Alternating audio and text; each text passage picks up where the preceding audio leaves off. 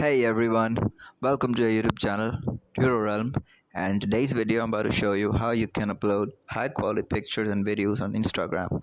So what you're gonna do is you're gonna open up your Instagram app.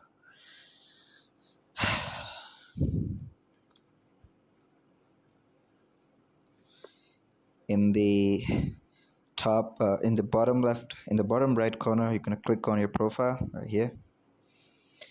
Then you're gonna click on these three lines at the top right corner, settings and privacy.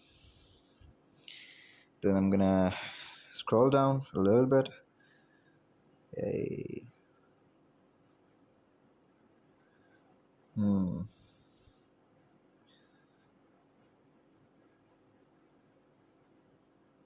data usage and media quality.